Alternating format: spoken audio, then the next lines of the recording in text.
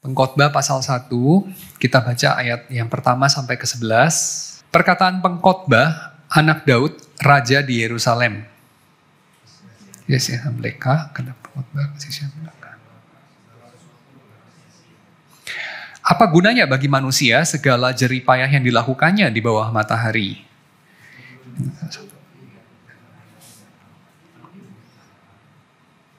Matahari terbit, matahari terbenam, lalu terburu-buru kembali ke tempat ia terbit.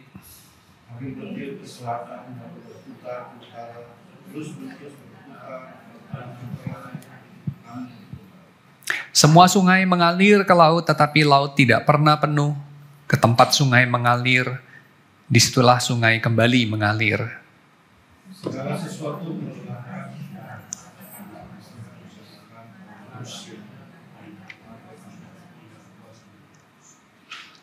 apa yang pernah ada akan ada lagi, dan apa yang pernah dibuat akan dibuat lagi.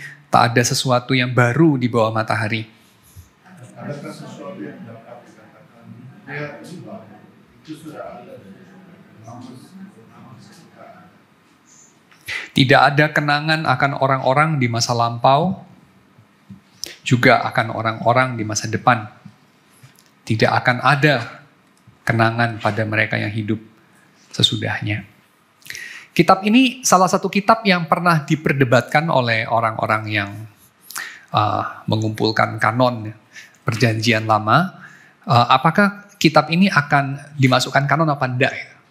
Ya, ini salah satu kitab yang pernah ada disputasi apakah dia akan dimasukkan ke dalam kanon atau tidak. Salah satu alasannya adalah karena nadanya begitu pesimis ya. Jadi kitab yang lain, ada satu kitab yang tidak ada menyebut nama Tuhan sama sekali, ya, kitab Esther misalnya.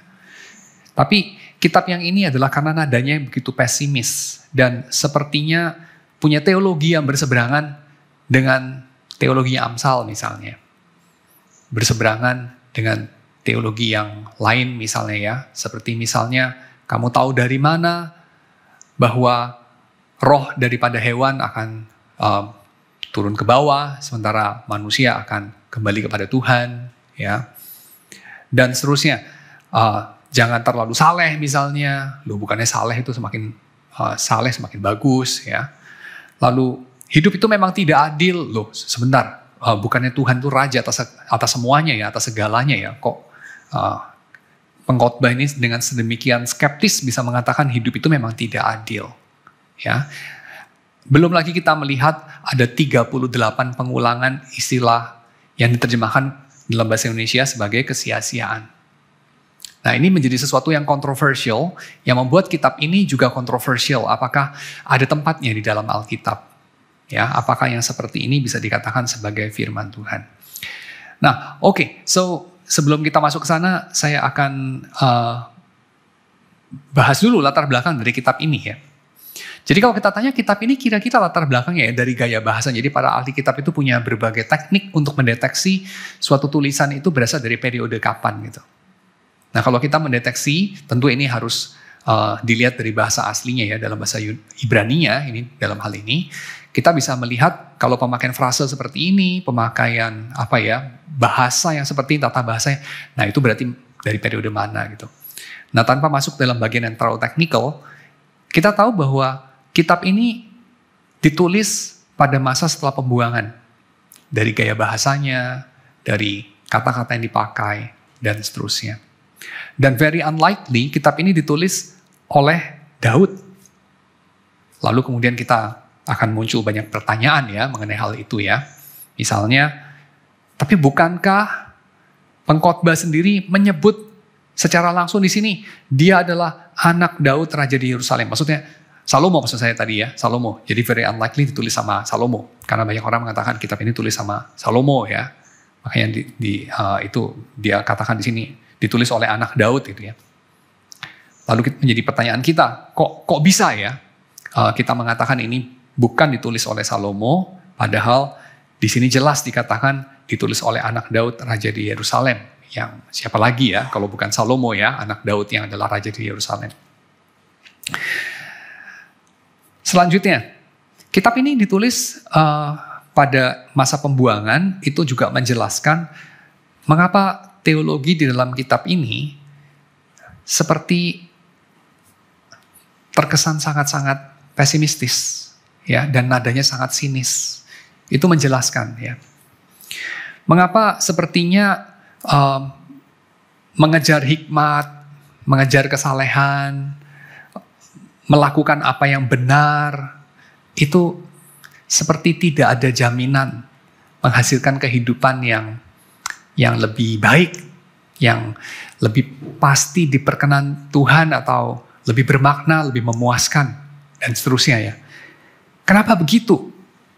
Nah, itu bisa dijelaskan juga karena kitab ini ditulis pada masa setelah pembuangan, dan pada masa pembuangan terjadi apa? Pada masa pembuangan terjadi Yerusalem dihancurkan. Dan ketika Yerusalem dihancurkan, apakah hanya orang-orang yang tidak setia kepada Tuhan menderita? Waktu Yerusalem dihancurkan, ya, Nebukadnezar, ya, pasukan Assyria menyerbu Israel. Sewaktu dua kerajaan itu yang split dari kerajaannya Salomo dihancurkan oleh musuh, apakah hanya orang-orang yang secara pribadi itu punya moral yang fasik, ya, mereka melawan Tuhan, yang menderita, atau semua orang? Semua orang, ya. Tidak ada diskriminasi di sana. Semua orang mengalami penderitaan dalam perang. Jadi kira-kira nih, menjelaskan nggak kenapa kitab ini punya nada yang sebegitu pesimistis? Lalu yang lain, ya, kitab ini juga kita bisa lihat punya perspektif sepertinya itu di bawah matahari. Ya, jadi sepertinya perspektifnya itu adalah seolah-olah Tuhan itu tidak ikut campur dalam hidup manusia. Seolah-olah. Jadi kalau dalam kitab Amsal, formulanya simple. Kamu taat kepada Tuhan, hidupmu beruntung. Kamu mengenal Tuhan, hidupnya punya arti. Ya. Tapi dalam kitab Pengkhotbah sepertinya semuanya itu dipertanyakan. Lalu kemudian kita bertanya, ya, kenapa? Kenapa harus begitu, ya? Nah, jawabannya bisa dijelaskan dari ini adalah satu kehidupan setelah bait suci nggak ada lagi. Ini adalah satu kehidupan ketika mereka melihat di suatu bangsa, di suatu negara itu, dalam masyarakat mereka, raja yang paling hebatnya pun menyembah ilah yang lain, ya. Bukan menyembah dewa mereka, bukan menyembah Allahnya mereka. Dan orang itu diberikan kemenangan, ya. Orang itu tidak kita lihat kemudian karena menyembah Allah yang bukan Allah, lalu kemudian hidupnya penuh kesengsaraan, dihukum Tuhan, ya. Tidak, ya. Sepertinya kita berseru-seru kepada Allah kita pun tidak ada artinya. Kita ada di Babilonia, kira-kira begitu. Nah, ini semua menjelaskan kenapa kitab ini punya nada yang pesimistis. Dan terakhir, ketika kita meninjau sastra-sastra yang dibikin orang di Babylon pada masa itu, kita juga melihat adanya gaya-gaya penulisan seperti ini, ya, gaya penulisan yang filosofis. Jadi problematisasi dari keseharian manusia, ya, yang tidak tipikal kita lihat dalam bagian-bagian misalnya Torah, ya. Kalau kita lihat kitab sejarah Israel, kita tidak lihat itu di dalam kitab nabi-nabi, ya. Jadi Pengkhotbah ini ditulis dengan gaya yang sangat berbeda, tapi gayanya seperti ini, rupanya familiar juga kita lihat dalam sastra yang ditulis oleh bangsa-bangsa di Babel, ya. Jadi itu sesuatu yang bisa menjelaskan.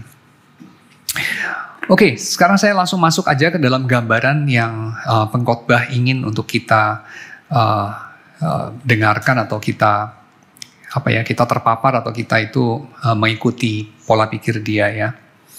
Yang pertama, kita perlu sadar dulu bahwa dalam kitab Pengkhotbah ini ada dua suara. Jadi kalau kita lihat dalam pasal 1 ayat 1 itu ada tulisan perkataan Pengkhotbah anak Daud raja di Yerusalem, baru kemudian masuk ke dalam ayat 4, ya. generasi yang satu pergi, generasi yang lain datang. Ya, pertanyaan saya, ketika kamu berjumpa dengan perkataan pengkhotbah, ada beda orang nggak dengan ketika kamu berjumpa dengan perkataan generasi yang satu pergi, generasi yang lain datang? Ada perbedaan nggak? Kira-kira ini orang yang ngomong sama nggak? Orang yang ngomong nggak sama ya? Itu sama dengan kalau kita baca bagian yang paling belakang. Coba kita buka ya bagian paling belakang. Pasal 12 ayat yang pertama deh. Ya, sebenarnya sih dari pasal 11 ayat 9 ya. Pasal 11 ayat 9 deh. Bersukarialah hai pemuda dalam kemudaanmu, biarlah hatimu bergembira pada masa mudamu, turutilah keinginan hatimu dan pandangan matamu dan seterusnya ya. Dengan pasal 12 ayat 9. Selain berhikmat, pengkhotbah juga mengajarkan pengetahuan kepada umat. Ia menimbang, menguji, dan menyusun banyak amsal. Pengkhotbah berusaha mendapatkan kata-kata yang menyenangkan dan menulis dengan jujur kata-kata kebenaran. Dan seterusnya, dan seterusnya. Kira-kira nih, sama nggak yang ngomong? Pasal 11 ayat 9 sama pasal 12 ayat ke-9. Sama nggak? Atau bahkan 12 ayat 8, sama nggak? 12 ayat 8 ya. Kesia-siaan belaka kata pengkhotbah. Semuanya sia-sia. Sama nggak itu? Nggak sama loh. Dapat sense ya. Nggak samanya apa? Nggak samanya adalah pasal 12 ayat 8, pasal 12 ayat 9. Itu adalah kata daripada orang yang menarasikan kitab ini. Jadi itu adalah kata-kata orang yang mengantar ajaran dari pengkhotbah. Ini mirip seperti forward. Kalau kamu lihat di buku itu ya, buku itu kan kadang-kadang ada kayak kata pengantar gitu kan. Kata pengantar itu beda sama pendahuluan ya. Kalau pendahuluan yang nulis adalah si pengarang. Kalau kata pengantar yang nulis endorser. Gitu kan, endorsernya. Nah, ada dua suara di dalam kitab pengkhotbah. Suara yang membingkai itu adalah suara endorser. Nah, endorser ini dalam pasal 12 itu mulai dari ayat 8 ya, ayat 9 sampai terakhir. Itu endorser. Juga dalam pasal 1 itu ayat 1 arguably sampai ayat 3. Lalu kemudian baru masuk pengkhotbah sendiri itu ayat 4 dan seterusnya.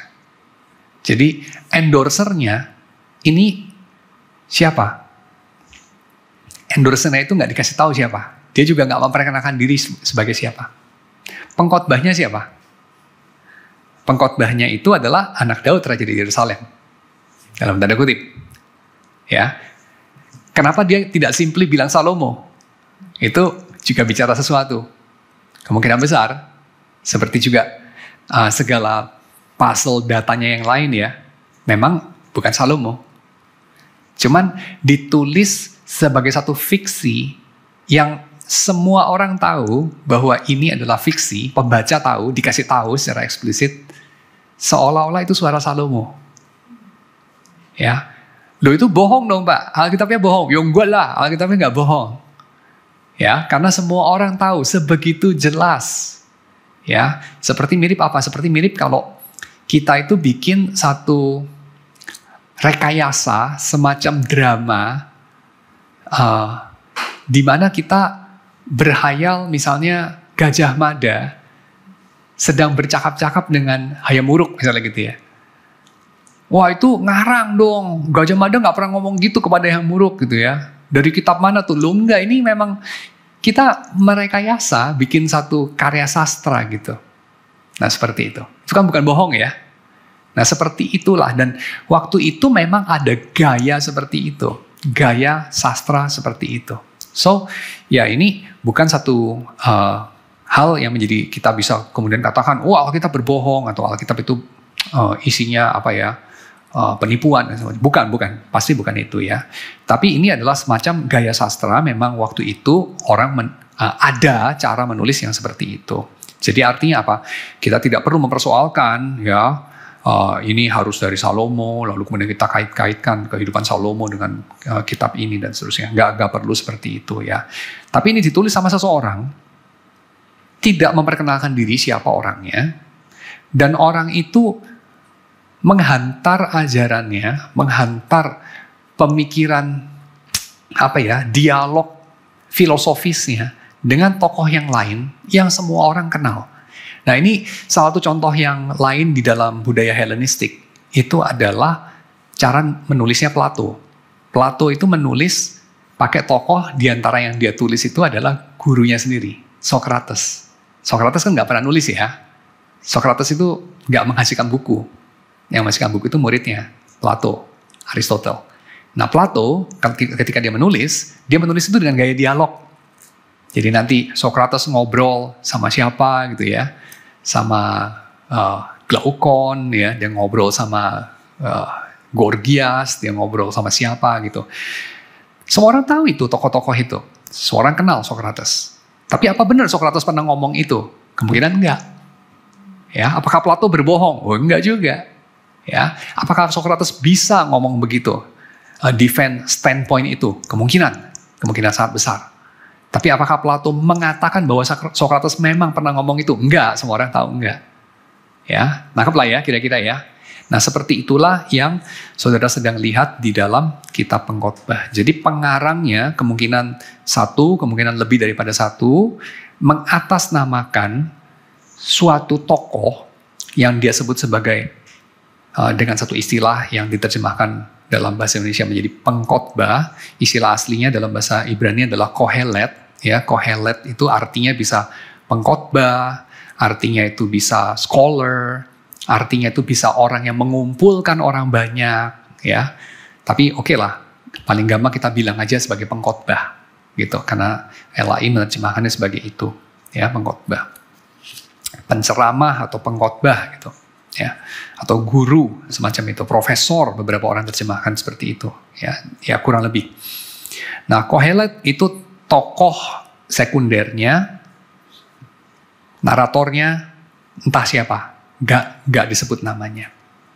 Nah, nanti kita lihat bahwa sebagian besar daripada percakapan ini dikatakan dengan kata ganti orang pertama, aku, dari si pengkhotbah itu, ya. Tetapi tidak hanya itu yang ada di dalam buku ini. Ya, buku ini diawali dan diakhiri dengan kata-kata dari narator. Nah, kita lihat dulu bingkai paling gedenya ya. Kita lihat dulu kata-kata naratornya. Naratornya mengatakan satu, memperkenalkan ya, ini adalah perkataan pengkhotbah anak Daud, raja di Yerusalem. Lalu kemudian dia masuk ke dalam kesimpulan. Ya, kesimpulan. Jadi poin pertama, bingkai yang paling luarnya adalah kesia-siaan belaka, kata pengkhotbah. Kan nggak mungkin tokoh pengkhotbahnya mengatakan ya, misalnya kayak kalau si Yadi nih ngomong nih, misalnya apa ya, saya ngomong, sudah jam 7 kata Yadi, kan nggak mungkin si Yadi yang ngomong kalimat itu ya, sudah jam 7 kata Yadi, kan nggak mungkin kan, itu pasti orang lain lah, entah siapa gitu, misalnya Billy mengatakan sudah jam 7 kata Yadi, kan begitu. Jadi ini pasti orang lain yang ngomong. Perkataan pengkhotbah anak Daud raja di Yerusalem, kesia-siaan belaka, kata pengkhotbah, kesia-siaan belaka. Nah ini pasti bukan pengkhotbah yang ngomong, ya ini si narator yang ngomong, entah siapa itu. Dan ini dikatakan di depan sebagai apa ya? Sebagai kesimpulan. Jadi ini setting mood dari seluruh kitab ini. Kesimpulannya itu, ya. Kesia-siaan belaka, semuanya sia-sia. Apa gunanya bagi manusia segala jerih payah yang dilakukannya di bawah matahari. Jadi seluruh kitab ini bicara ini. Ya, itu bingkainya. Dan hal yang kedua yang kita perlu perhatikan adalah kata-kata narator lagi yang dimulai dari pasal 12 ayat 8 sampai seterusnya. Kesia-siaan belaka kata pengkhotbah, semuanya sia-sia. Selain berhikmat, pengkhotbah juga mengajarkan pengetahuan kepada umat, menimbang, menguji, dan menyusul banyak amsal. Pengkhotbah berusaha mendapatkan kata-kata yang menyenangkan dan menulis dengan jujur kata-kata kebenaran. Kata-kata orang berhikmat seperti ujung tongkat penggiring ternak dan kumpulan-kumpulannya seperti paku-paku yang tertancap diberikan oleh satu gembala. Ujung tongkat penggiring ternak itu biasanya tajam dan biasanya digunakan untuk menggiring ternak. Ya. Jadi tongkat penggiring ternak itu digunakan untuk mengusir ternak supaya dia itu tidak ada di situ. Jadi misalnya ada di pinggir jurang, ya, di proding terus nanti dia pindah gitu. Dan kira-kira enak nggak sih ujung tongkat penggiring ternak itu kalau kena ke ternak merasa enak? Ih, kenain lagi dong, gatel nih. Enggak ya, dia pasti nggak seneng gitu. Itulah gunanya. Jadi kata-kata pengkhotbah itu seperti itu gunanya. Dia buat tusuk-tusuk supaya kita tahu kita ada di mana. Ya. Lalu kemudian dia menyebut pembacanya anakku. Nah ini again bukan suara pengkhotbah ya, ini suara si narator. Lagi pula anakku, waspadalah, membuat banyak buku tak akan ada akhirnya dan banyak belajar melelahkan badan. Akhir kata dari segala yang didengar ialah, jadi yang ayat 12 itu biasanya kata-kata mutiara buat mereka yang tidak suka membaca dan menulis. Ini bercanda ya maksudnya. Lalu ayat 13, akhir kata dari segala yang didengar ialah takutlah akan Allah. Maksudnya itu segala pembicaraan yang panjang lebar dan mungkin sulit dimengerti dan apa segala macam itu pada akhirnya dapat disimpulkan ini dan ditujukan untuk ini. Ayat 13. Takutlah akan Allah, peliharalah perintah-perintahnya, karena ini adalah kewajiban setiap orang. Sesungguhnya Allah akan membawa setiap perbuatan ke penghakiman yang berlaku atas segala yang tersembunyi, entah itu baik, entah itu jahat. Ya, ada beberapa tafsiran mengenai kalimat-kalimat ini. Kalimat daripada narator yang berbeda dengan pengkhotbah ini. Yang pertama, narator ini adalah pengarangnya. Jadi narator ini adalah seperti Plato kalau meletakkan dirinya sendiri dalam bukunya. Ya, jadi ini pengantar yang adalah sebenarnya pengarang. Tapi ada juga tafsiran yang lain yang mengatakan bahwa si narator ini adalah suara yang ditambahkan kemudian oleh generasi yang lebih tidak radikal, yang lebih konservatif, yang merasa khawatir dengan tone dari kitab pengkhotbah, yang mereka warisi sebagai orang beriman ya, sebagai umat Tuhan kan mewarisi buku-buku yang sudah ada. Nenek moyang mereka pakai buku ini, ya udahlah, diterima aja, ya udahlah, dimasukkan kanon. Tapi mereka khawatir gitu dengan isinya. Maka mereka merasa perlu untuk menambahkan suatu pengantar. Nah ini jadi pengantar adalah suara yang lebih konservatif, pengkhotbah suara yang lebih radikalis. Kira-kira begitu ya. Jadi ini bingkainya adalah untuk semacam menjinakkan isi dari kitab pengkhotbah yang terlalu radikal, ya, terlalu progresif, kira-kira begitu. Jadi itu tafsiran yang kedua. Nah yang mana yang benar, ya itu nanti kita perlu studi lebih mendalam. Ya. Oke, kita langsung masuk aja ke dalam isinya ya. Nanti di tengah-tengah saya akan bahas mengenai, atau di depan ya, di depan dulu deh. Saya akan bahas dulu kata kunci yang dipakai nanti berulang-ulang dalam kitab pengkhotbah ini, yaitu 38 kali dia pakai istilah sia-sia. Ya, sia-sia. Sia-sia itu ini ya. Sorry, kayaknya salah deh. Itu enggak begitu. Ya, ini sia-sia. Kalau Ibrani itu bacanya kan dari kanan ke kiri ya, kayak Arab gitu. Ini hey, ini bet, ini lamet. Jadi HBL. HBL itu ya Hebel, ya Hebel. Hebel itu ya apa itu? Ringan, kebalikan dari berbobot. Kalau berbobot dalam bahasa Ibrani ya kabot. Kabot itu mirip-mirip kalau bahasa Jawa itu abot ya. Kabot itu artinya mulia. berbobot, mulia. Kira-kira begitu deh. Ajarannya berbobot, orangnya berbobot, ya, mulia. Kalau ringan, hevel, ringan, itu kira-kira ya tidak berbobot. Jadi dia itu tidak jelas antara ada dan tidak ada, ya. Dia itu tidak nyata, somehow siluman, ya,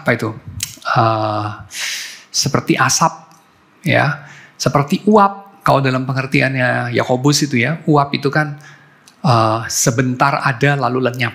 Nah, seperti itu. Nah, hidup manusia, kata pengkhotbah, itu hevel. Jadi tidak ada substansi. Lalu kemudian ini diterjemahkan dalam bahasa Indonesia sebagai sia-sia. Di dalam bahasa Inggris sebagai meaningless. Ya, atau vain, kadang-kadang vain, vanity, ya, vanity atau meaningless. Kalau dalam bahasa Indonesia sia-sia. Nah, ketiga istilah ini saya kira hanya menangkap secara mungkin agak keliru sebagian dari flavor dari kata hebel itu. Hebel itu mungkin gimana ya? Mungkin lebih terwakili oleh istilah transitori sebenarnya, sementara saja, atau tidak menetap. Jadi sementara atau tidak menetap itu lebih mewakili arti dari hebel ketimbang tidak bermakna atau sia-sia. Ya. Soalnya apa? Soalnya kalau tidak bermakna atau sia-sia, yaitu tidak terlalu apple to apple sama berbobot, sama weighty, ya, kabot gitu. Nggak terlalu apple to apple kan. Lebih apple to apple itu adalah ya kalau berbobot ya ringan, kalau menetap ya transitory, ya kalau dia itu mulia ya berarti kemuliaannya berkurang. Secara teologis juga ini lebih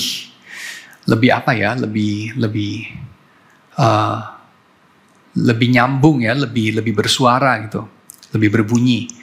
Karena kan kita juga tahu ketika Paulus bicara, dia orang Ibrani, bicara mengenai dosa dari perspektif teologis orang Ibrani, tapi dia pakai bahasa Yunani koine, ya. Dia ngomong soal dosa, ya. Dosa itu apa dalam Roma pasal 3 itu? Dia nggak ngomong soal dosa sebagai meleset dari tujuan, ya, atau apa ya, tapi dia ngomong soal dosa sebagai kekurangan kemuliaan Allah. Kekurangan kemuliaan Allah. Ya kan? Nah, kekurangan kemuliaan Allah itu apa toh? Ya itu tadi. Kabotnya itu berkurang, ya. Jadi bobotnya berkurang. Hidup manusia itu jadi hampa. Mungkin hampa lebih cocok daripada sia-sia, ya. Saya kira ya hampa, ya, semacam itu.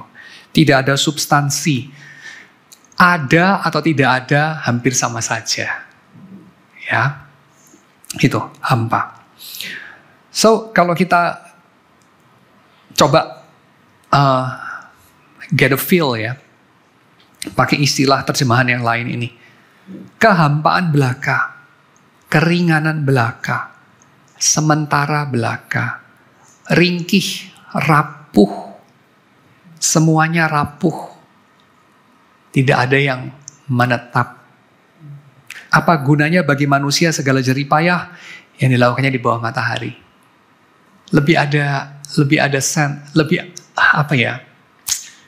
Lebih berbunyi gak sih ketimbang kalau kita bilang sia-sia belaka, tidak bermakna, kata pengkhotbah.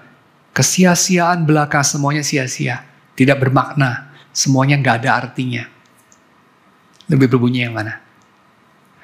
Karena bukankah hidup itu ya selalu ada maknanya? Masa gak ada maknanya? Selalu ada maknanya kan?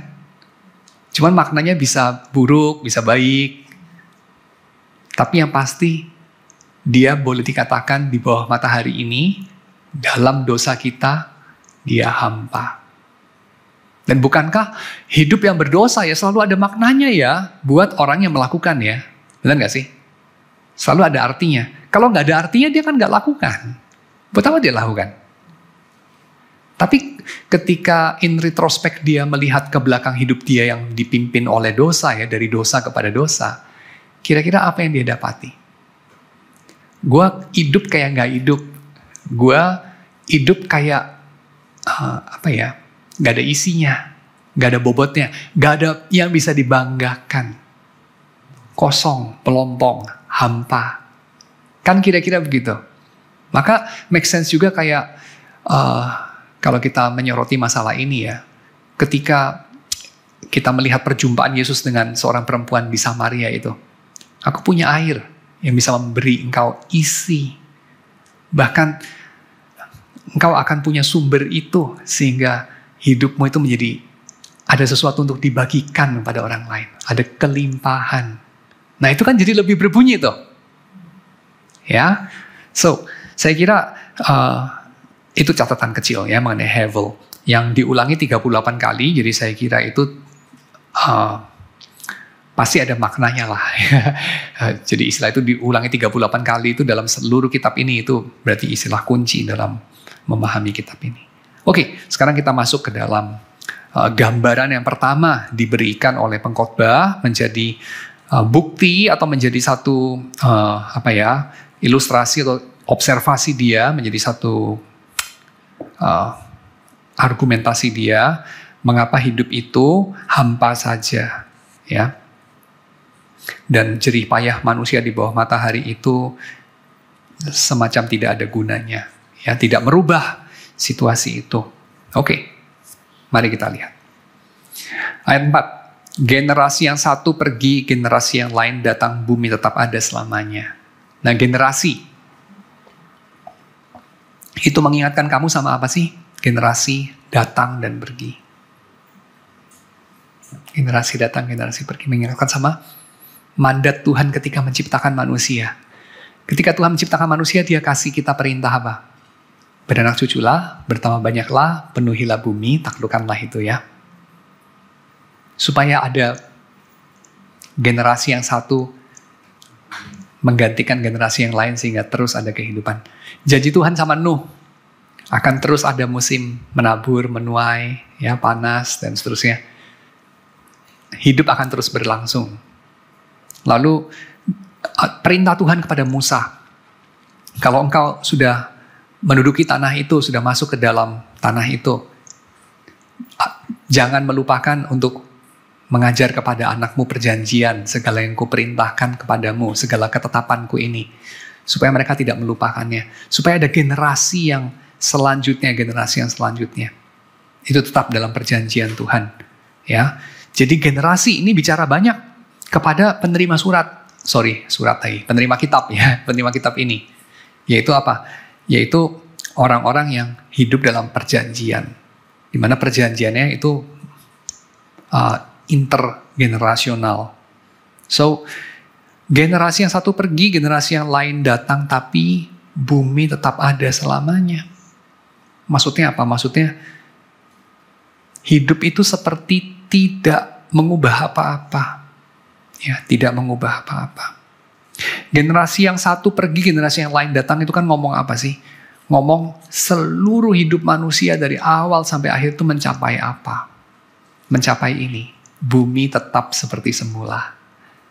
Nah, ini mungkin generasi sekarang nggak setuju ya. Generasi sekarang mengatakan, kita ini kan sudah mengubah bumi. Kita hidup dalam Anthropocene era ya. National Geographic bilang Anthropocene era itu maksudnya apa? Maksudnya setelah satu generasi ini bumi tidak sama lagi. Oh benar, Kalimantan lihat aja, tidak sama lagi ya, jadi botak. Atmosfer kita tidak sama lagi, jadi bolong-bolong ya. Ozonnya bolong, CO2-nya nambah ya. Coba Antartika itu, Laut Arktik udah jelas nggak sama lagi ya, esnya sudah habis sekarang ya. Antartika esnya sangat sedikit, suhunya naik dan seterusnya. Oh bumi nggak sama lagi, ya dalam arti negatif ya. Tapi pada saat kitab ini tulis, bumi memang tetap sama. Ya, jadi intinya manusia itu generasi yang satu pergi, generasi yang lain datang itu tidak mengubah keadaan hidup. Lalu ayat 5. Matahari terbit, matahari terbenam, terburu-buru kembali ke tempat ia terbit. Maksudnya apa? Maksudnya kalau dalam penjelasan zaman sekarang, bumi berputar pada porosnya. Lalu mengakibatkan ilusi matahari terbit di timur, tenggelam di barat. Dan begitu terus. Begitu terus. Ada siklus. Angin bertiup ke selatan, berputar ke utara, terus-menerus berputar, dalam putarannya angin itu kembali. Angin itu berputar dalam sebuah siklus. Tidak nambah, tidak berkurang. Semua sungai mengalir ke laut, tapi laut tidak pernah penuh.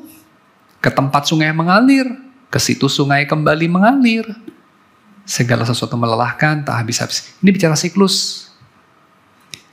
Mata tidak kenyang melihat, telinga tidak puas mendengar. Apa yang pernah ada akan ada lagi. Yang pernah dibuat akan dibuat lagi. Intinya tak ada sesuatu yang baru di bawah matahari. Gak ada perubahan semacam begitu. Wah, tentu ada perubahan lah. Masa gak ada perubahan? Dulu kita naik kuda, sekarang naik Mitsubishi kuda gitu ya. Jadi kan ada perubahan ya. Tapi bukan itu poinnya. Tapi poinnya adalah tidak ada perubahan dalam artian hidup manusia tetap kosong. Hidup manusia tetap hampa. Ya. Adakah sesuatu yang dapat dikatakan, lihat ini baru? Ternyata itu sudah ada dulu, lama sebelum kita ada. Tidak ada kenangan akan orang-orang di masa lampau, juga orang-orang di masa depan. Jadi ini bicara mengenai, coba saja kita lihat ya, saya masih ingat satu gambaran ditampilkan dalam film Dead Poets Society, apa itu, klub penyair mati ya, klub penyair yang sudah mati. Itu film itu pasti saudara tahu lah ya, Robin Williams itu. Jadi itu menggambarkan guru bahasa Inggris di sebuah sekolah elit. Guru bahasa Inggrisnya itu orang romantik, sekolah elitnya itu ya mungkin ngejar STEM gitulah ya, ngejar mata pelajaran yang bisa bikin mereka itu mendarat di Universitas Oxford, Cambridge ya, dan segala macam gitu-gitu. Pencapaian studi dan seterusnya. Tapi si guru bahasa Inggris ini ingin mengajak murid-murid untuk menyelami hidup. Jadi mencari makna dalam hidup ini. Lalu salah satu adegan yang saya paling ingat itu adalah si guru bahasa Inggrisnya itu malam-malam mengajak mereka, kan mereka ini masih siswa-siswa ya, ini anak-anak sekolah ya, siswa-siswa dormitory gitu. Jadi mereka adanya di dorm gitu. Dia ajak siswanya untuk lihat foto-foto senior mereka. Senior itu. Ini tahun 1901, ini 1905 ya, ini alumni tahun berapa. Terus dia kasih lihat foto-foto itu ya, lihat semua. Ini valedictorian, ini yang ini orang ini lulus dengan nilai paling tinggi. Lihat ini. Coba lihat nih. Ini kepala sekolah kita yang pertama, ini kepala sekolah yang kedua, ini segala macam. Orang-orang ini. Coba apa kesamaan mereka? Lalu guru bahasa Inggris bilang, mereka semua sudah mati. Coba lihat nama mereka. Ada yang kenal nggak di sini? Nggak ada. Itulah nasib kita. Kamu boleh jadi orang hebat, kamu boleh jadi losers, kamu boleh jadi orang yang dihargai banget, ada yang dihina-hina, ada orang yang terkenal, ada yang nggak dikenal. Segala macam dalam masa hidup kamu. Tapi setelah kamu mati kira-kira 50 tahun, itu sama sudah nggak berarti. Lu mau hebat kek, lu mau payah kek, lu mau dihina, nothing really matters anymore. Kira-kira gitu ya. Semua kita sama, dilupakan. Wah, ini masa ngomongin gini ya, hidup jadi nggak semangat dan depresi. Lu termasuk orang hidupnya semangat, orang hidupnya depresi, sama juga kok, dilupakan juga. Jadi mari kita melihat kehidupan mata dengan mata. Ya, kita melihat ke dalam kenyataannya, mata dari kenyataan itu sendiri. Dan ini yang merupakan ajakan dari pengkhotbah. Dia mengajak kita untuk melihat kehidupan face to face, apa adanya ya. Kata-kata yang jujur dia utarakan. Dan dari perenungan dia mengenai alam semesta ini, ternyata kok tidak sama ya sepertinya dengan Mazmur 8. Coba kita bandingkan. Kalau kita lihat Mazmur 8, tone-nya seperti apa? Sama-sama ya, mereka melihat kepada ciptaan Tuhan. Mazmur 8 ngomongnya, ayat keempat sampai ayat ke-9 ya. Jika aku melihat langitmu, buatan jarimu, bulan dan bintang-bintang yang kau tempatkan, dia tidak mengatakan, apakah gunanya? Ya, semua kembali ke tempat mereka, ya, berputar kembali ke tempatnya. Dan kalau pengkhotbah mengatakan apa?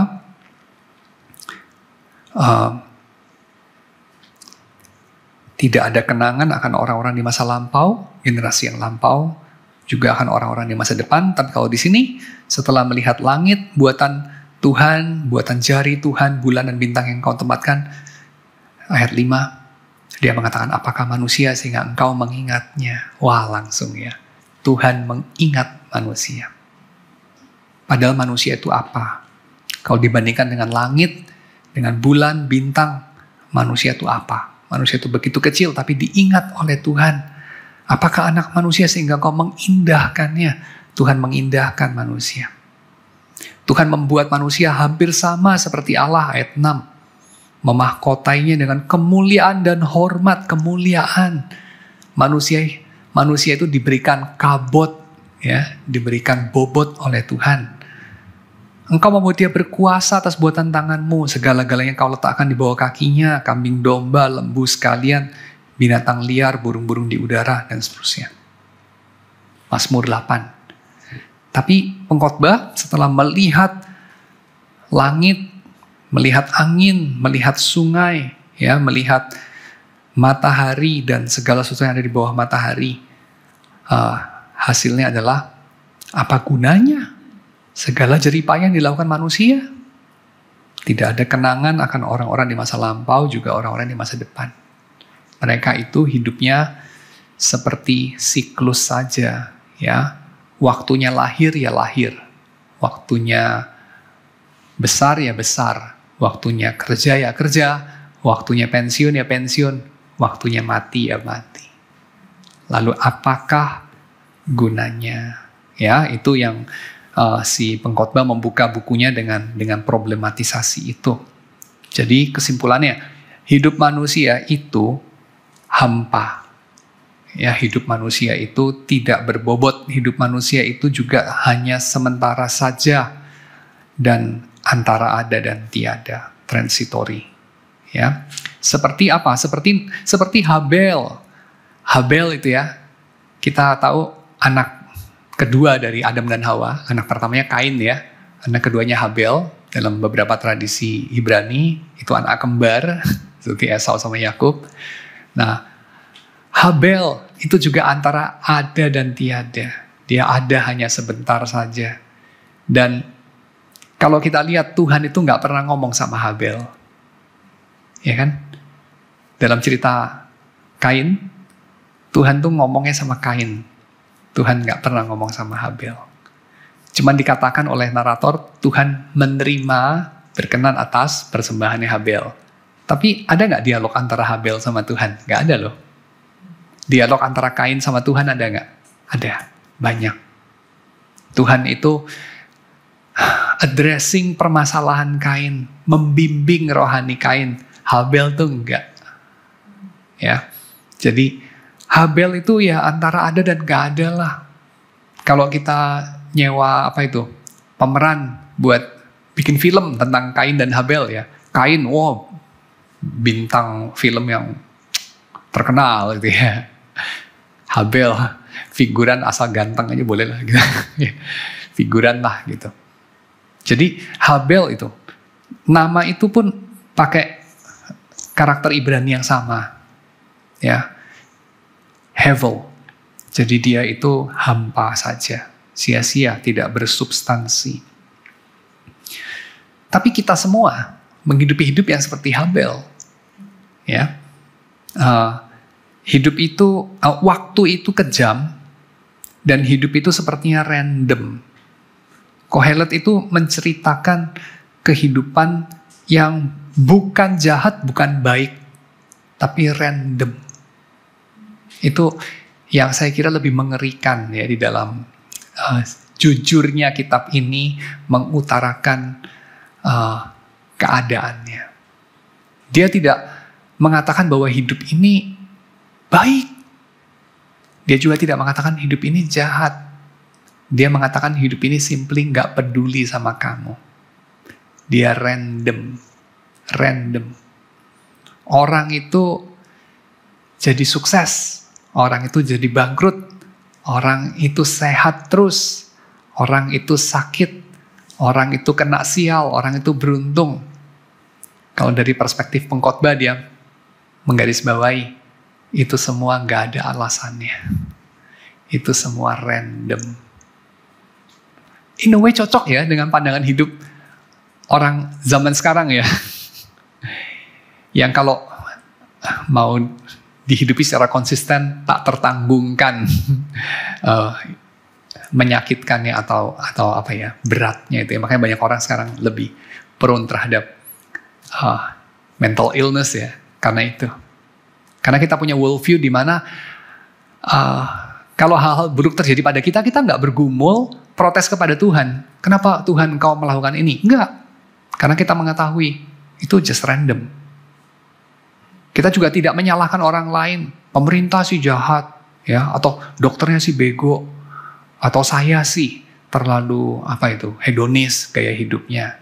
Enggak. Kita just bilang, ya emang udah bawaan genetik lah, alias random.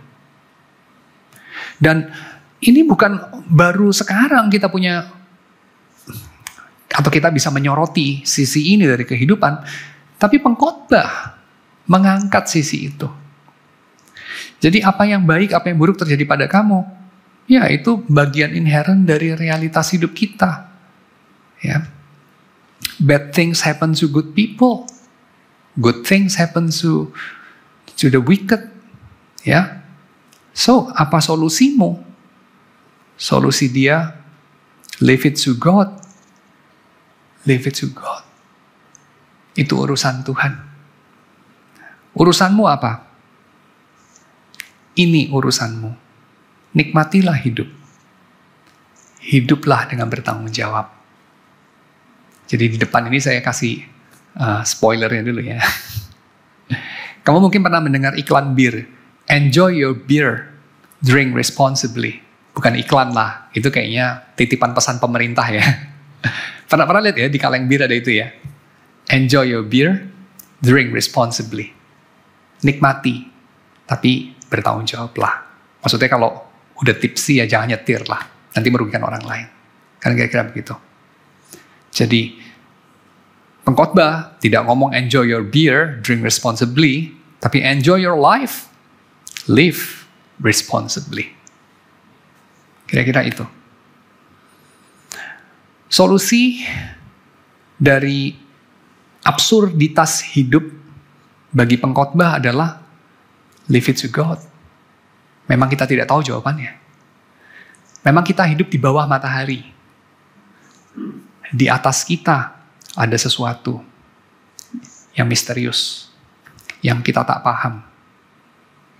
Tapi kita punya bagian kita. Dan bagian kita itu luberan dari kebaikan Tuhan.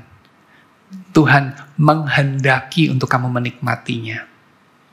Maka nikmati itu.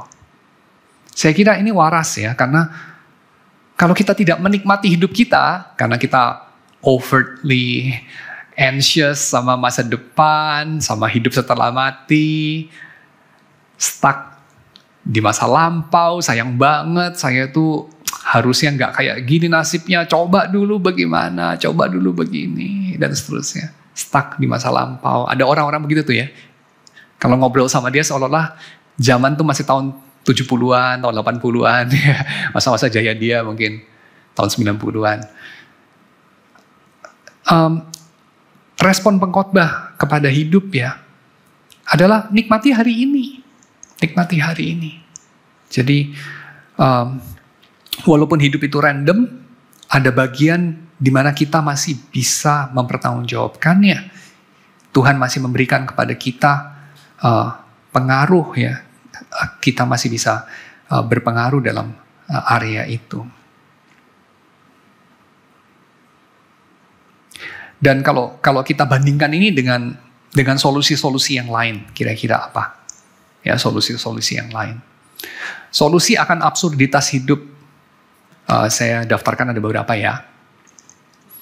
Solusi yang pertama, karena hidup pada akhirnya harus mati, maka solusinya adalah kita menemukan obat panjang umur.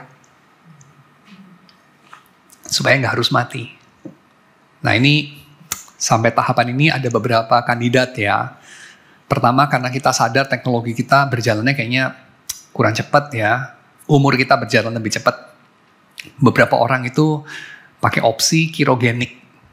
Jadi dia membekukan tubuhnya gitu. Dia tanda tangan kontrak, bayar sejumlah uang, lalu badannya dibekuin. Dengan harapan nanti kalau teknologi udah progres, ya nanti dia bisa dicairkan lagi, lalu kemudian pada saat itu obat untuk penyakitnya udah ditemukan gitu.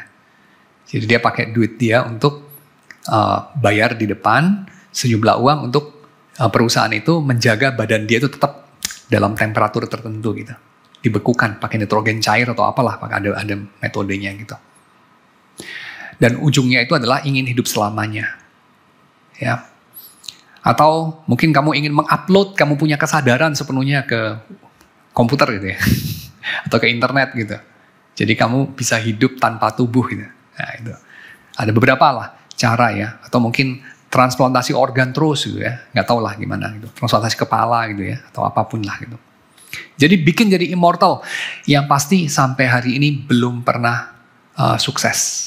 Ya, bikin hidupnya selama-lamanya. Sampai hari ini nggak pernah sukses. Yang nomor 2, kita melupakan hal itu. Kita deny death. Itu strategi kedua. Ya, jadi karena hidup itu absurd dan hidup itu sementara saja, hevel, solusi kita adalah kita nggak mau tahu. Kita mengubur kepala kita di pasir. Dan ya kenyataannya ini strategi yang paling visible kayaknya ya. Paling banyak orang pakai strategi ini. Jadi kita menolak membicarakan soal kematian. Karena toh juga nggak ada solusinya ya. Kita menolak membicarakan soal penuaan. Umur lu berapa ya kalau ulang tahun? Berapa umur lu? Wah rahasia gitu ya. Paling anti ya, jangan tanya umur ya. Ada berapa orang itu nggak mau tulis tahun lahirnya kan gitu kan. Kenapa? Karena nggak mau diingatkan bahwa satu hari demi satu hari kamu makin dekat kepada kuburan, ya, makin dekat kepada akhir hidupmu. Jadi bikin tidak sadar. Ya, beberapa orang benar-benar secara literal mengurangi kesadarannya, membiasakan diri pakai substance tertentu ya, alkohol mungkin, obat-obatan, supaya kesadaran menurun. Supaya apa? Supaya tidak sering-sering memikirkan soal kematian. Atau kalau nggak pakai obat-obatan orang pakai ini, kesibukan. Ya, sibuk, mendaki tangga karir, sibuk nolongin orang, sibuk, nggak tahu, belajar mungkin, sibuk apapun lah. Menyibukkan diri, biar tidak sadar, waktu berlalu, tiba-tiba mati, ya udah, gitu. Ya, menyibukkan diri. Oke. Itu strategi kedua ya. Strategi ketiga, menghipnotis diri pakai mitologi, agama, dongeng, dan segala macam. Ya, jadi cerita-cerita termasuk di dalam agama-agama untuk menjamin bahwa hidup yang pendek itu gak apa-apa, karena itu cuma sementara, sebagai kayak ruang tunggu, nanti kita akan bahagia selamanya setelah mati dan seterusnya. Ya, jadi jalan agama, solusi agamis. Itu yang taktik ketiga. Taktik keempat, untuk para pemberani katanya. Tapi saya kira mungkin juga bisa disebut sebaliknya untuk para pengecut. Bunuh diri. Ya, solusi keempatnya adalah bunuh diri. Albert Camus bilang, filosofi itu salah satunya adalah kegunaannya untuk menjawab pertanyaan, kenapa lu nggak bunuh diri hari ini? Ya, jadi filosofi yang sukses adalah filosofi yang bisa kasih kamu alasan kenapa kamu nggak bunuh diri. Oke. tentu setelah nggak bunuh diri karena apa ya, dililit utang pinjol, bukan itu ya, tapi karena karena problematik yang inherent dalam eksistensi, bukan karena kayak masalah-masalah yang tangible kayak dililit utang pinjol atau sakit atau putus cinta atau apa, bukan itu ya. Kalau itu sih lain lagi ya. Tapi ini masalah eksistensi, absurditas dari eksistensi. Ya. Nah, keempat jalan itu adalah keempat jalan yang ditolak sama Kohelet. Jadi ini bukan jalan keluar atau bukan taktik yang dipakai sama Kohelet. Ya.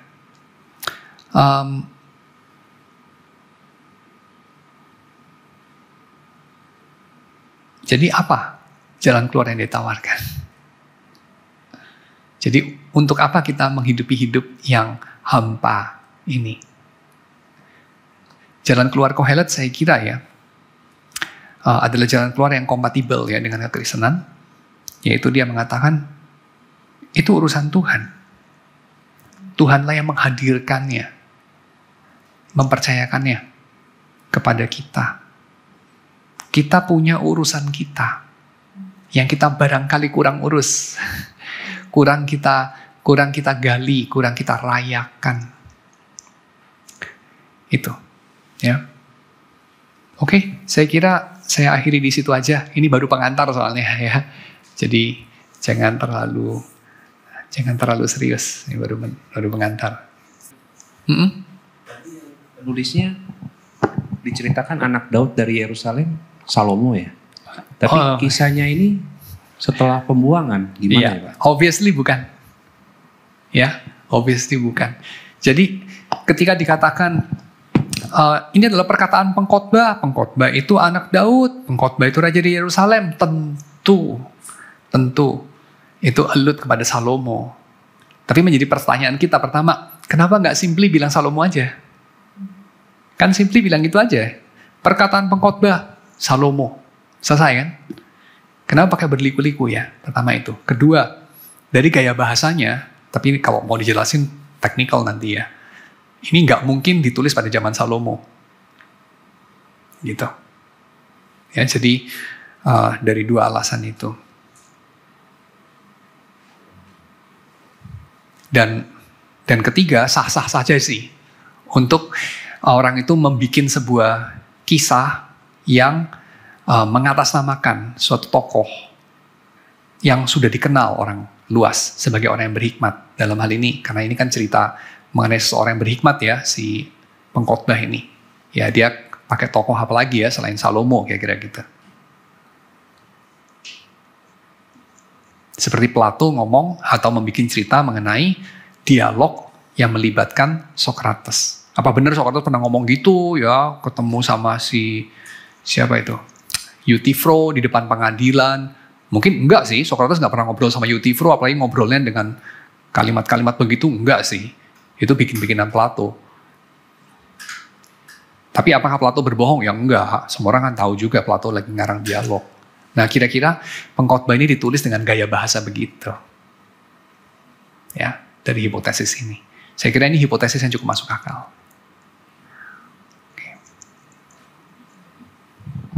Oh, jadi tadi yang dikisahkan tentang dua suara itu ya Pak. Yes. Jadi pengantar ini kayak sebagai tokoh Salomo gitu ya Pak. Pengantarnya bukan, naratornya bukan Salomo, tapi naratornya bicara mengenai ajarannya Salomo. Tapi apa benar yang ngarang Salomo kan pasti enggak. Kayak gitu. Ada kemungkinan Salomo nggak? Ada kemungkinan, maksudnya begini, ketika kita tahu kan Salomo yang penulis Amsal ketika dia sudah dia sebagai raja, terus Kidung Agung penulisnya Salomo juga ketika dia masih muda. Kemungkinan nggak ini Salomo, memang kalau di ayat 2 di sini kan dikatakan kata pengkhotbah gitu. Tetapi yang di ayat 1 dikatakan perkataan pengkhotbah anak Daud, raja di Yerusalem. Ini kan bicara ya nggak terlalu banyak juga kan anak Daud. Kemungkinan ada nggak? Atau pengkhotbah ini adalah ketika Salomo sudah berusia sudah tua gitu atau sudah, karena dari perkataan ini orang kalau bisa dilihat dari gaya bahasanya, orang yang sudah pernah merasakan dia sudah jadi istrinya banyak, sudah merasakanlah kesuksesan yang luar biasa. Nah di masa-masa tua dia perkataannya begini, kemungkinan nggak begitu? Terima kasih. Kalau kita meninjau semua faktor-faktor yang ada, kemungkinannya amat sangat kecil. Amat sangat kecil. Tapi, is it plausible? Iya. Itulah sebabnya dibikinkan cerita ini. Jadi kalau orang bikin cerita, kan harus plausible ya. Plausible itu maksudnya bukan impossible gitu. Impossible itu kemungkinan 0 gitu. Tapi kalau sesuatu itu plausible, itu maksudnya ya gak pasti dia begitu, tapi dia bisa begitu. Cuman kemungkinan begitunya ya dalam hal ini ya kecil sekali gitu. Kalau kita lihat cerita-cerita fiksi di dalam film-film Hollywood kan semua begitu ya. Jadi semua jalan ceritanya itu harus masuk akal lah. Kalau nggak masuk akal kan filmnya jadi jelek ya. Jadi apa yang terjadi itu kan sesuatu yang mungkin aja gitu. Misalnya apa ya? Naik kapal pesiar, kamu dapat dari taruhan, lalu kemudian dapatnya kelas ekonomi, terus kebetulan ngeliat ada cewek cakep di deck kelas VIP gitu. Mungkin aja kan. Kemudian somehow terus gimana bisa ketemu ngobrol, terus nggak tau lah lomba-lomba ngeludah ke laut, kemudian apalah. Ini saya cerita Titanic by the way kan, sadar kan. Itu kan mungkin aja gitu loh, ya kan. Lalu kemudian kapalnya kebelah, jatuh ya, terus nggak tahu lah mereka pacaran, terus apa, terus si ceweknya ingat terus sampai umurnya 100 tahun gitu kan. Terus main apalah gitu-gituan di depan dek kapal. Mungkin nggak sih? Ya mungkin aja, tapi kemungkinan kecil banget lah gitu. Tapi ya mungkin aja. Kalau nggak mungkin, ya itu filmnya jadi jelek gitu. Itu mungkin aja. Tapi beneran terjadi begitu dalam hidup nyata ya kecil sekali kan, kira-kira gitu. Nah, saya tadi memberikan satu intro di mana mengatakan bahwa segala data yang kita punya mengenai gaya bahasanya, mengenai kemungkinan-kemungkinan di dalam isinya. Jadi sastra Ibrani yang seperti ini berkembangnya itu nggak sebelum masa pembuangan, gitu. Cara nulisnya nggak kayak gini. Isinya tuh nggak sesinis ini, seperti itu. Nah, tadi saya memberikan intro itu supaya kita bisa paham bagaimana kita bisa memaknai tanpa mengatakan Alkitab ini bohong gitu ya. Bagaimana kita bisa memaknai perkataan pengkhotbah anak Daud raja di Yerusalem ini kalau ini bukan Salomo, gitu. Jadi bahwa ini adalah Salomo, tokoh Salomo yang diplotkan oleh si narator. Gitu, seperti tokoh Sokrates yang diplotkan oleh Plato. Bukan berarti Salomonya nggak ada. Ya Salomonya ya begini. Punya banyak istri lah, sukses lah, mendirikan kota-kota, bener. Tapi apa bener Salomo persis seperti yang dia ngomong? Ya enggak gitu. Pernah ngomong apa? Ya enggak gitu. Mungkin ini diskusi kali ya Pak ya. Aku ngeliatnya mungkin juga kalau sulit dimengerti dari sisi gaya bahasa, kalau tadi kepikiran itu sama seperti gaya bahasa di film jadul sama gaya bahasa di zaman sekarang. Mungkin lebih bisa dimengerti sama jemaat sekarang gitu ya. Kalau misalnya film dibuat di 1920 kan bahasanya ya gak mungkin pakai bahasa gaul zaman sekarang yang bilang kasihan deh lo. Kemungkinan itu kecil sekali gitu. Tapi memang mungkin di zaman sekarang film bisa mencoba meniru bahasa yang zaman dulu. Cuma yang bahasa zaman dulu kemungkinan besar nggak mungkin pakai bahasa gaul zaman sekarang. Betul. Simply put mungkin gitu kali ya. Jadi just discussion kali for the other jemaat. Thank you. Dan dari cara pengambilan gambar juga kita berasa dari awal nonton walaupun berwarna, tapi kok berasanya jadul gitu. Dan kok berasanya boring gitu. Dan yang sekarang kok lebih banyak explosion. Dan cara-cara seperti itu misalnya yang membuat kita tahu dari data sih kemungkinan besar nggak mungkin ini film jadul. Ini kayaknya film zaman 2020 gitu. Yes. Mungkin itu kali ya. Ya, kira-kira begitu. Mungkin saudara pernah dengerin di YouTube itu ada satu channel Postmodern Jukebox. Dia bikin kayak film lagu-lagu, lalu penyanyinya pakai dandanan tahun 1920-an, 30-an, 40-an, 50-an gitu ya, Postmodern Jukebox gitu. Dan ya anak-anak zaman sekarang bisa niru-niru yang zaman dulu. Nirunya bisa hebat banget, serius banget. Tapi yang zaman dulu gak bisa niru yang zaman sekarang, kira-kira gitu. Dan kita tahu somehow bahwa ini ya kitsch gitu. ini bikin-bikinan gitu. Kita bisa detect dari situ. Ya. Nambahin dikit, mungkin juga yang beautiful tadi Pak Jadi sebut frase karya literatur ya. Jadi itu somehow juga helps to see Bible more than just instructions atau the typical gospel, tapi ada karya seni literatur yang mungkin mirip kayak karya film yang kalau lebih gampang dicernanya gitu. Jadi nggak semuanya necessarily harus actual Salomo gitu. Ya. Iya, kayak film Napoleon ngebahas tentang Napoleon tapi yang bikin Ridley Scott gitu. Ya. Dan tidak bermaksud untuk menjadi dokumenter soal Napoleon. Betul, tapi make sense kalau itu Napoleon bertindak seperti itu. Betul, dan itu somehow menghasilkan buah dalam hidup penonton somehow. Dibandingkan cara-cara lain. Karena film dokumenter udah ada anyway.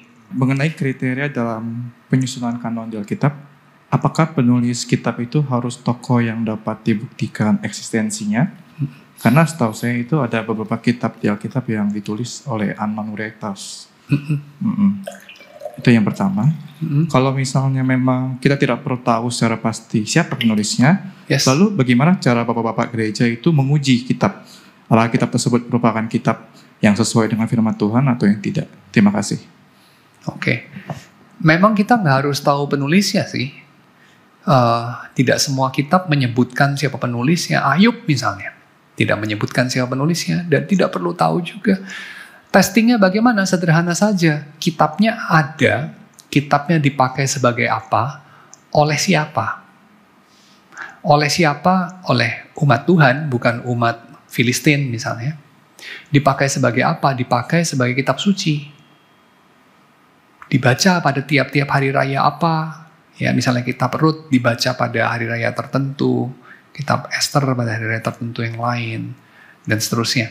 Jadi kriteria masuk kanon adalah dari pemakaian, karena umat Tuhan memakainya sebagai kitab suci. Kira-kira begitu. Dan kitab suci ini kan sudah ribuan tahun ya, jadi kan nggak cuma baru 50-100 tahun. Jadi dari sana sih. Dan biasanya mereka agak jarang kriterianya itu kita tahu pengarangnya, tahun berapa ditulis, itu biasanya enggak sih. Itu concern para sarjana perjanjian lama, perjanjian baru yang modern sih. Tapi kalau concern umat Tuhan selama ribuan tahun nggak seperti itu. Pak Yadi, saya tadi mikir-mikir tentang pengkhotbah gitu ya. Kan dia membicarakan hidup yang sangat kelam, absurd, dan sebagainya sementara. Tapi penulis pengkhotbah itu tidak menyalahkan karena dosa atau karena Adam. Ya. Tapi memang dia ada sebut pendosa, ada sebut orang yang berbuat dosa dan sebagainya. Cuman dia tidak menyalahkan dosa sebagai penyebab dari kehampaan hidup. Dia itu tidak, atau dia kayaknya sengaja tidak pakai, dia sengaja menghindari peran sebagai guru moral. Ya, jadi dia menganalisa hidup apa adanya dan dia meratap untuk bagian-bagian yang perlu diratapi gitu. Dia merayakan untuk bagian yang harus dirayakan. Dia realistis tone-nya, tidak moralis, realistis saja. Ya, menarik. Apakah dia pakai istilah dosa enggak di sini ya? Kayaknya memang benar yang diobservasi sama Hans itu. Setidaknya tidak dalam pengertian moral. Ya, so ini bisa menjadi satu angin segar atau satu alternatif untuk orang-orang Kristen yang sepertinya terlalu dikungkung dengan moralitas kegerejaan gitu ya, churchianity gitu ya. Jadi seolah-olah mengikuti Yesus itu cuma urusan mematuhi code of conduct tertentu gitu ya. Tapi kalau jadi seperti itu kan sulit ya hidup. Dalam arti misalnya nih kita naik motor gitu, terus kecelakaan karena ada orang yang drunk driving gitu. Yes. Nyupir sambil mabuk. Kalau perspektif pengkhotbah kan ya begitulah hidup. Tapi kalau nggak ada perspektif menyalahkan, kan kurang srek gitu kan. Oh iya. Jadi tidak ada pergumulan dengan Tuhan. Tetap bisa kali ya, seperti pengkhotbah kan tetap bisa ada pergumulan, cuman maksudnya nggak melalui jalan menyalahkan orang atau apa gitu. Oke. Iya. Tapi bukan tidak ada orang jahat atau orang fasik atau orang bodoh di dalam kitab ini kan ya, ada ya. Dan orang bodoh ya dia akan mengatakan ya orang bodoh itu ya tidak sebaik orang bijak kan gitu kan. Mata orang bijak ada di kepalanya, orang bodoh itu kayak hidupnya kayak orang mabok kan, kira-kira kayak begitu ya. So kan itu less desirable lah menjadi orang bodoh gitu. Ya, tapi mungkin maksud kamu adalah kalau kita exclude kategori moral dari hidup ini, seperti yang terjadi cuman random aja gitu ya. Apakah itu baik kira-kira begitu ya? Nah saya akan katakan enggak juga sih. Jadi pengkhotbah ini juga bukan mengusulkan untuk menjadikan itu sebagai obat gitu. Enggak juga.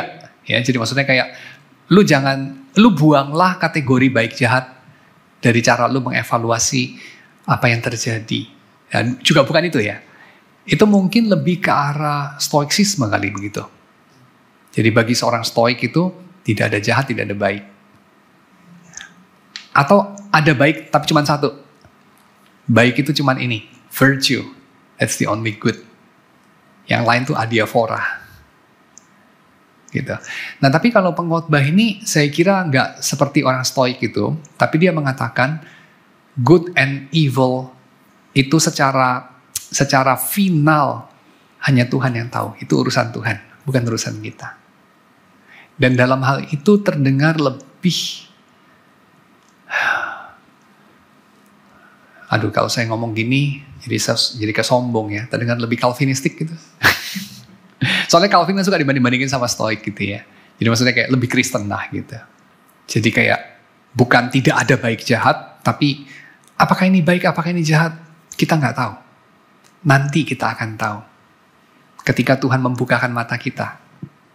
Di dalam apokalips kita akan tahu. Apakah ini baik, apakah ini jahat. Tapi yang pasti Tuhan tidak akan dalam kedaulatannya mengizinkan jika itu tidak membuat kebaikan bertambah-tambah. Kira-kira mungkin begitu. Tapi sekarang kita tidak tahu. Mungkin itu. Jadi menahan penilaian gitu ya. Menahan penilaian akhir. Tapi sembari mengafirmasi bahwa dalam hidup ini ada banyak absurditas, ada banyak ketidakadilan, ada banyak, ya itu tadi ya, absurditas, ketidakadilan, kebodohan, kesia-siaan, begitu. Ada banyak. Tapi bukan berarti tidak ada alasan untuk bergembira. Dan alasannya selalu dikaitkan sama ketetapan Tuhan, kehendak Tuhan, kebaikan Tuhan.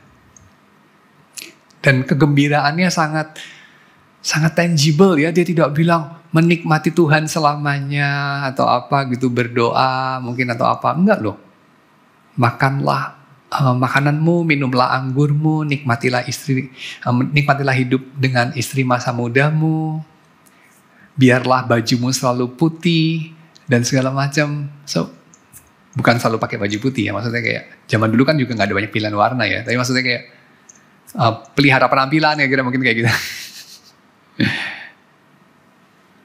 Minyakilah rambutmu. Kalau zaman sekarang mungkin pakai gel, pomade mungkin, whatever. Gak tau lah. Jadi kira-kira terjawab gak? Hidup jadi buat apa? Untuk apa kita ada? Pengkhotbah kira-kira jawab apa? Pertanyaan itu terlalu tinggi untuk manusia. Kita tidak tahu pada akhirnya sepenuh-penuhnya. Kita hanya bisa pakai bahasa-bahasa iman, seperti mungkin menikmati Tuhan, memuliakan Tuhan, dan apa semacam ya. Mengasihi Allah, mengasihi sesama. Mungkin semacam itu. Tapi secara keseluruhan untuk apa itu kita nggak tahu loh. Sama seperti kita nggak tahu kenapa begitu banyak warna di laut yang indah sekali. Padahal kebanyakan ikan itu buta warna. Kita nggak tahu untuk apa. Itu misteri. Tapi ya udahlah, itu bukan bagian kita. Tuhan akan bukakan pada waktunya. Bagian kita adalah, ya nikmatilah hidupmu. Dan bersyukurlah kepada Tuhan. Dan takutlah akan Tuhan. Itu aja. Tuhan, kami bersyukur untuk segala pengertian yang kami dapat serap, kami dapat pahami, menetes melalui celah-celah sejarah dan penerjemahan dan segala transmisi yang rumit yang terbentang antara kami dan penulis kitab Kohelet. Kami sadar roh yang sama yang menafasi kitab ini, roh yang sama juga menerangi hati kami dan memujuk kami untuk percaya kepada Yesus. Kiranya roh yang sama juga menanamkan benih dari firman Tuhan, seberapapun absurd terdengarnya di telinga kami saat ini, sehingga pada waktunya itu akan berbuah dalam hidup kami, menghasilkan ucapan syukur dan puji-pujian kepadamu. Kami menyerahkan juga persembahan yang sudah kami kumpulkan, kiranya Engkau yang memakai. Dalam nama Yesus kami berdoa. Amin.